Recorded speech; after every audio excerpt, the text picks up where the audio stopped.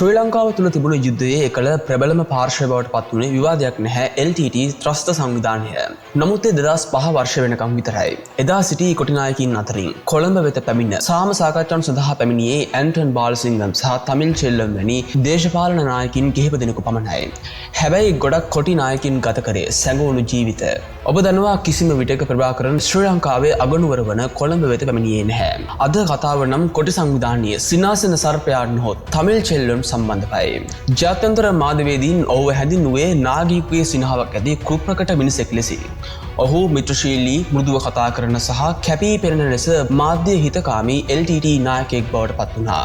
එහෙත් එම බාහිර පෙනුම පිටුපස සිටියේ ත්‍රස්තවාදී නායකයෙකු ලෙස LTTයේ පළමු බ්‍රිගේඩිය වේලුපිල්ලේ ප්‍රභාකරන්ගේ විශ්වාසවන්ත ආරක්ෂකයා සහ ලෝකයේ දරුණුම ත්‍රස්ත සංවිධානයක නිල ජාත්‍යන්තර මුහුණක්. ඔහුගේ නම සුප්පයියා පරමු තමිල් සෙල්වන්. තමිල් චෙල්ලම් කියලත් ඔහුව මිනිසු ආමන්ත්‍රණය කරනවා. ලෝකයට ඔහු සාමය ගැන කතා කිරීම සඳහා ජිනීවා සහ ඔස්ලෝ වෙත පියාසර කළ ප්‍රධාන දේශපාලන සාකච්ඡාකරුවෙක්. ශ්‍රී ලංකා හමුදාවට නම් ඔහු LTT තුළ ප්‍රබල ඝාතන ඉලක්කයක් ලෙස අවශ්‍යව තිබුණා. 2007 නොවැම්බර් 2 වන දින LTT බලකොටුවක් වුණු කිලිනොච්චිය තුළ මුළු අහසම ഘോഷාකාරී වී තත්පර කිහිපයකින් ඉතාමත් රහසිගත බුද්ධ්‍යංශ මෙහි වූ ගුවන් මෙහිමක් ඔස්සේ මේ යුද්ධයේ ගමන් මඟ සදහටම වෙනස් කරා. SP තමිල් සෙල්වන්ගේ නොකිවූ කතාවයි මේ. කොණ්ඩා කපන පවුලක සිට නැත්නම් බාබර් පවුලක සිට LTT ප්‍රබල නායකයෙකු ලෙස ඔහුගේ වර්ධනය මුල් කාලිනව සිදුවුණු තුවාලයක් ඔහුගේ ඉරණම වෙනස් කළ ආකාරය. ඔහුගේ ජීවිතය අවසන් කිරීමට LRRP විසින් සිදු කරන ලද මෙහෙයුම් සහ අවසානයේදී සිදුවුණු බංකර් බස්ටර් වර්ගයේ ප්‍රහාරයකෙනත් ඒ වගේ මේ සීළු වංශ කව කරමින් අපි අද කතා කරමු තමිල් චෙල්ලම මරපු හැටි. මේ මිනිසාව තේරුම් ගැනීමට නම් අපි ඔහුගේ මූලාරම්භය වෙත අපසු යා යුතුයි. SP තමිල් සෙල්ලම් 1967 අගෝස්තු 29 වන දින සුප්පයියා පරමු තමිල් සෙල්ලම් නාමයෙන් උපත ලබනවා. ඔහු ශ්‍රී ලංකාවේ උතුරු පළාතේ යාපනය අර්ධද්වීපයේ කැපීපෙනෙන නගරයක් වන චාව කච්චේරිහි උපත ලැබූ පුද්ගලයෙක්. LTTයේ නායක වේලුපිල්ලේ ප්‍රභාකරන්ගේ පවුල මෙන්නව ඔහුගේ පසුබිම ඊට හාත්පසින්ම වෙනස්ව තමිල් සෙල්වම්ගේ පවුල අයතුනේ ඓතිහාසිකව යාපනයේ අර්ධද්වීපයේ දැඩි සමාජ සහ චාරිත්‍රානුකූල දූරාවලියේ බොහෝ පහළ මට්ටමක සිටි අම්බට්ටාර් බාබර් ප්‍රජාවට.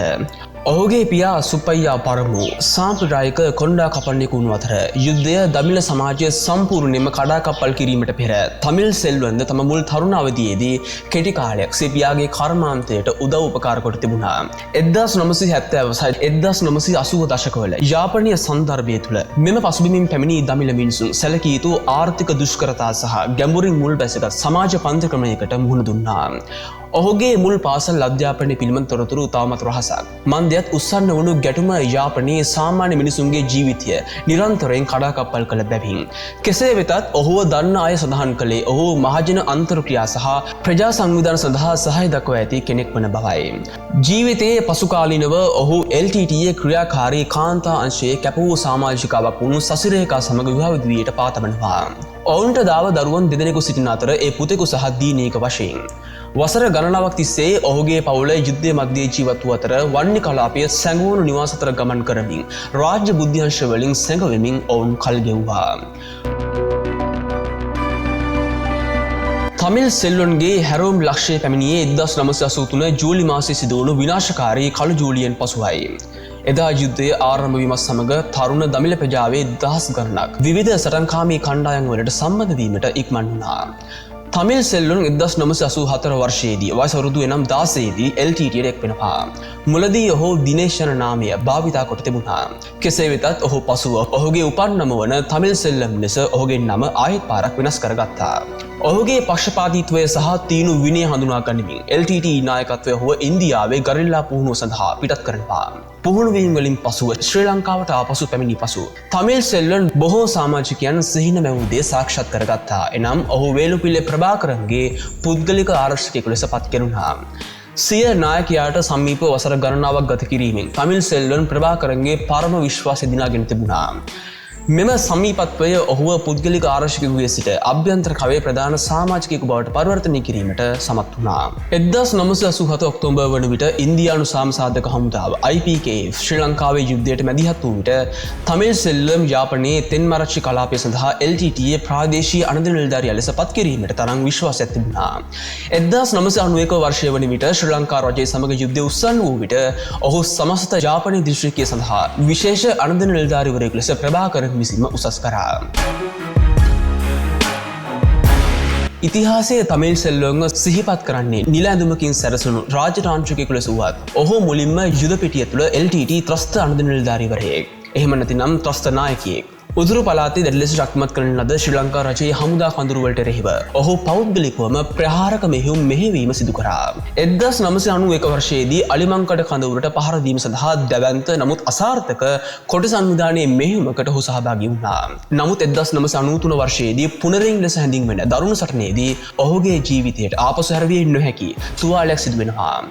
හමුදා කඳවුර වෙත එල්ල කරන ලද දැඩි පාබල ප්‍රහාරයකදී උච්චතම අවස්ථාවේ ප්‍රහාරයක් හේතුවෙන් තමිල් ගේ දකුණු කකුලට ස්ථීර අස්ථි සහ පටක හානි සිදුව බරපතල හානි සිදු වෙනවා.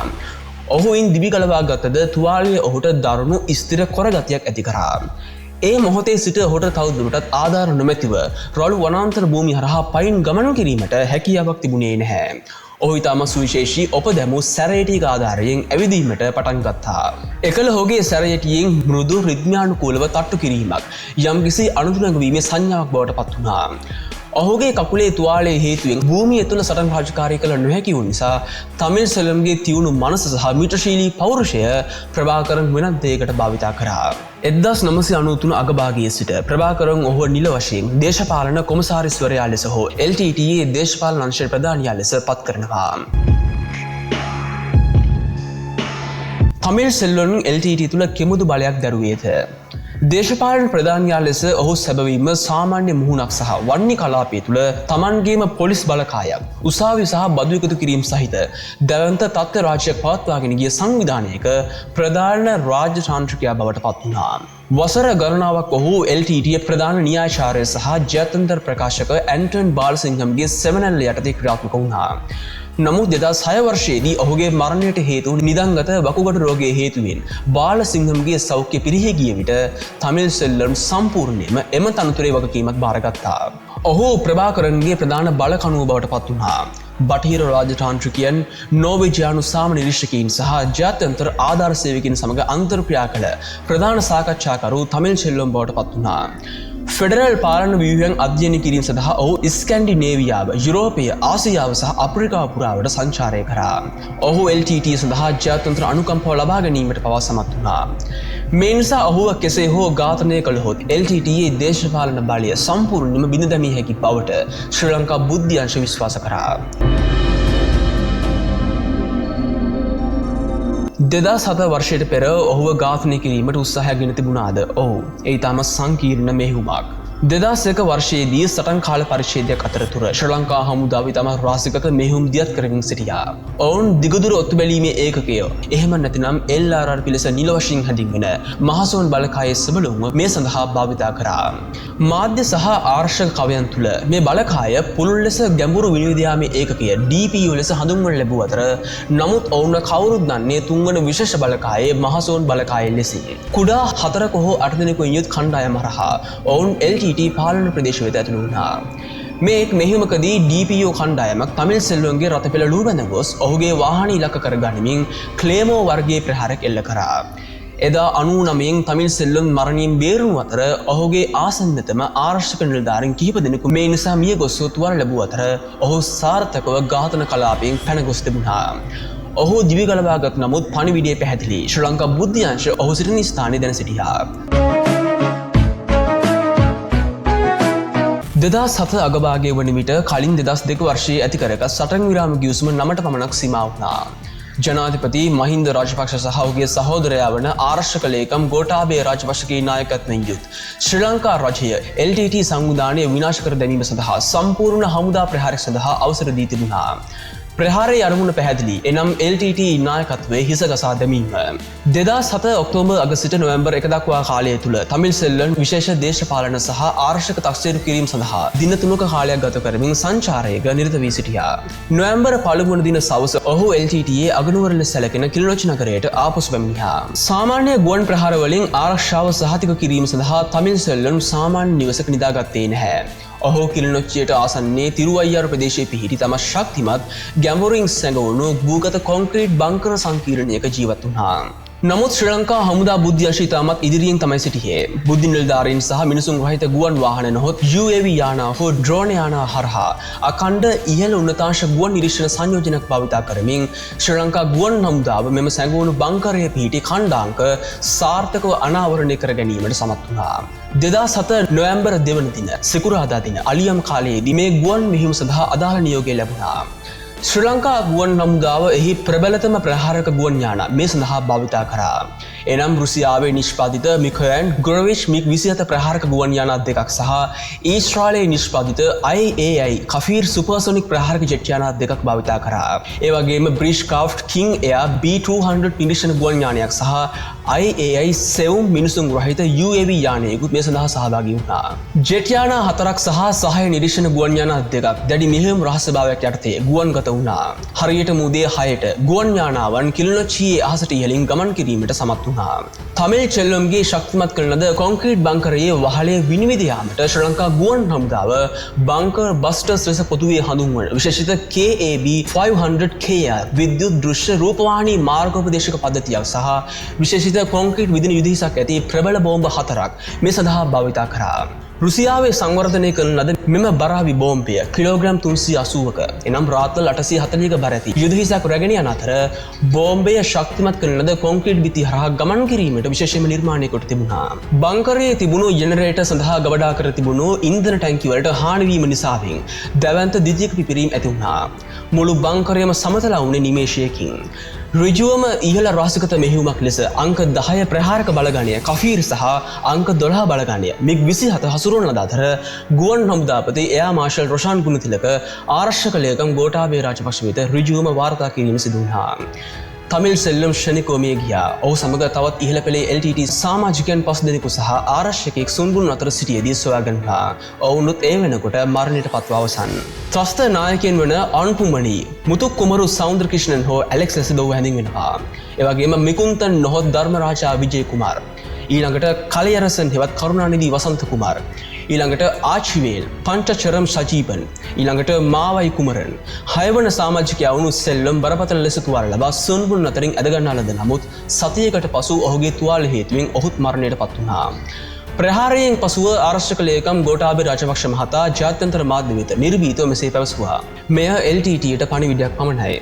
ඔවුන්ගේ නායකයින් සිටින තැන් අපි දන්නවා. අපට අවශ්‍ය නම් අපට ඔවුන් එකින් එක ඉවත් කළ හැකියි.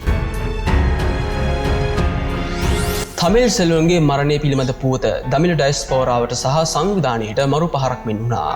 LTT නිල මාධ්‍ය නාලිකා ගැඹුරු ශෝකයෙන් පිරුණු ප්‍රකාශනයකුත් කරමින් ගෝලීය දමිළ ප්‍රචාරයට සිදු වූ පාඩුව පිළිබඳව නිවේදනය කරා. වේලුපිල්ලේ ප්‍රභාකරන් මරණින් පසු තමිල් සෙල්වම්ව සංවිධානය තුළ මෙතෙක් පිරිනමන ලද ඉහළම නිලය වන බ්‍රිගේඩියර් තනතුර ප්‍රදානය කරා. නිල වශයෙන් මේ තත්ත්වය ලැබූ පළමු LTT නායකයා වන්නේ තමිල් සෙල්වන්. ප්‍රභාකරන්ගේ පෞද්ගලික ප්‍රතිචාරය අසාමාන්‍ය ලෙස චිත්තවේගීය සහ කටු එකක් වුණා. LTT ජාල හරහා විකාශය වූ නිල ප්‍රකාශයකදී LTT නායකයා ශ්‍රී ලංකා රාජ්‍ය විසින් පෞද්ගලික පාවාදීමක් සිදු කළ බව ප්‍රකාශ කරා. සාමකාමී විකල්පයක් සොයා ගැනීමේ කාර්යය පැවැරි තිබූ එකම පුද්ගලයා වූ දේශපාලන අංශයේ ප්‍රධානියා ඝාතනය කිරීමෙන් කොළඹ රජය සාමයේ දොර සදහට මගුළු දමා සම්පූර්ණ විනාශයේ මාවතක් තෝරාගෙන ඇති බව ඔහු ප්‍රකාශ කරා. තමිල් සෙල්වන් ඔහුගේ ආදරණීය සහෝදරයා සහ අරගලයේ ප්‍රතිස්ථාපනය කළ නොහැකි කුළුණක් ලෙස ප්‍රභාකරන් විස්තර කරා. මෙම ඝාතනය සිදු වුණේ නොවැම්බර් 27 වන දින වාර්ෂික මාවීර නාල් හෙවත් වීර දින කතාවට සති 3කට පෙරයි. ප්‍රහාරයම දේශනයේ ස්වරය සම්පූර්ණයෙන්ම වෙනස් කළ අතර LTT විනාශයේ ආරම්භය මිනිසන් හිටුවන් වුණා. සෙල්වම්ගේ නික්ම යාම සමග කොටින්ගේ දේශපාලන හඬ සම්පූර්ණයෙන්ම නිහඬ වුණා. LTT සටන් අංශයේ තමන්ට ඉතිරි වන භූමියේ නිරපේක්ෂ පාලනය සීතරගත් අතර වසර 2කටත් අඩු කාලයක් තුළ නන්දිකඩල් කලපුවේදී ඔවුන්ගේ ඉරණමක් තීරණය වුණා.